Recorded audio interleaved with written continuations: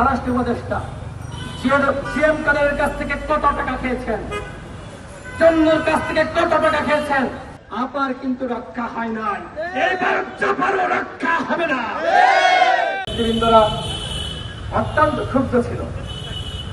তাদের অনেকে চেয়েছিল জাতীয় পার্টির কার্যালয় গুড়িয়ে দেবে, কিন্তু আমরা দায়িত্বশীল জায়গায় থেকে সেই কাজটি আমরা করতে দিতে পারি না, যে কারণে আমি তাদেরকে নিষেধ করেছি। কিন্তু একই সাথে সরকারকে 24 ঘন্টার সময় দিয়েছি। 24 ঘন্টার মধ্যে আমাদের বিরুদ্ধে যে মামলা করা হয়েছে সেই মামলা প্রত্যাহার করতে হবে। একই সাথে যে ম্যাজিস্ট্রেট এই মামলা গ্রহণের নির্দেশনা দিয়েছে তাকে প্রত্যাহার করতে হবে। খুব কঠিন দাবি, সহজ দাবি। সরকার আমরা দেখেছি আওয়ামী লীগের সাংগঠনিক কার্যক্রম নিষিদ্ধ করেছে, কিন্তু যে জাতীয় পার্টির কারণে আওয়ামী লীগ ফ্যাসিস্ট হয়ে উঠল, যে 14 দলের কারণে আওয়ামী লীগ ফ্যাসিবাদী স্বৈরাচার হয়ে উঠল, সেই জাতীয় পার্টি এবং 14 দলের সাংগঠনিক কার্যক্রম কেন নিষিদ্ধ করল না? ওরা কি আওয়ামী লীগ থেকে শক্তিশালী? ওরা যদি আওয়ামী লীগ থেকে শক্তিশালী না হয় তাহলে ওদেরকে কেন নিষিদ্ধ করা হচ্ছে না?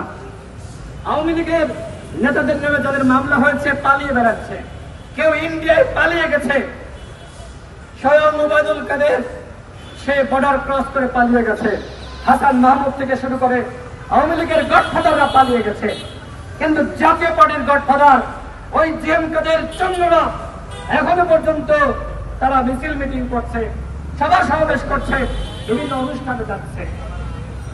স্বরাষ্ট্র উপদেষ্টা সিএম কাদেরের কাছ থেকে কত টাকা খেয়েছেন, চন্দ্রের কাছ থেকে কত টাকা খেয়েছেন, আর আপনি যদি না খেয়ে থাকেন আপনার পুলিশ কত টাকা খেয়েছে, আপনার স্বরাষ্ট্র সচিব কত টাকা খেয়েছে, তারা যদি না খেয়ে থাকে কারা খেয়েছে? কি খাওয়ার বিনিময়ে আজকে জিএম কাদেরকে গ্রেপ্তার করা হচ্ছে না, চন্দ্রকে গ্রেপ্তার করা হচ্ছে না? তার জবাব আমরা স্বরাষ্ট্র উপদেষ্টার কাছে চাই। প্রোটেকশন দিচ্ছে, বের করেন।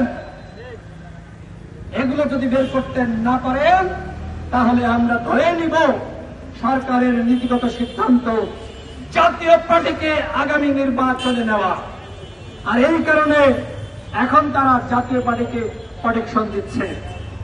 সরকার যতই এই জাপাকে প্রোটেকশন দিক না কেন, আপাকে কিন্তু দেশের জনগণ রক্ষা করতে দেয় নাই।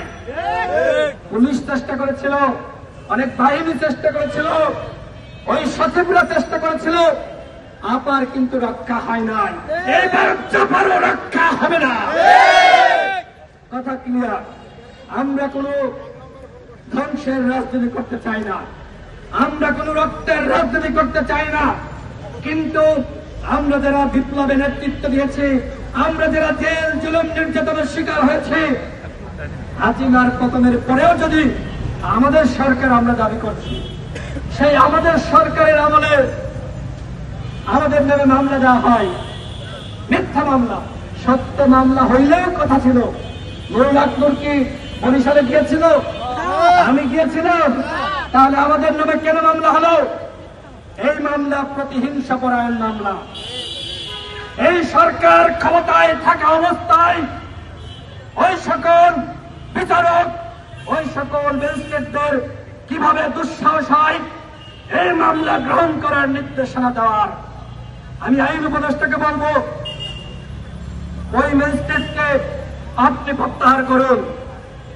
একই সাথে স্বরাষ্ট্র উপদেষ্টাকে বলবো, ওই জাতীয় পার্টির কলঙ্কার জিএম কাদের সহ চন্নু যারা 24 সালে ডিজিএফআর কাছ থেকে টাকা খেয়ে, বস্তা বস্তা টাকা খেয়ে যারা হাসিনার নির্বাচনে গিয়ে হাসিনার সরকারের বৈধতা দিয়েছিল, এদেরকে গ্রেপ্তার করুন। অন্যথায় মবের কথা বলেন। আজকে জামাতের আমিরও বললাম যে তাদের দলের কেউ নাকি মবে যায় না, গণ অধিকার পরিষদের কেউ মবে যায় না, অন্য দলের কেউ মবে যায় না, মবে যায় বিক্ষুব্ধ ছাত্র জনতা।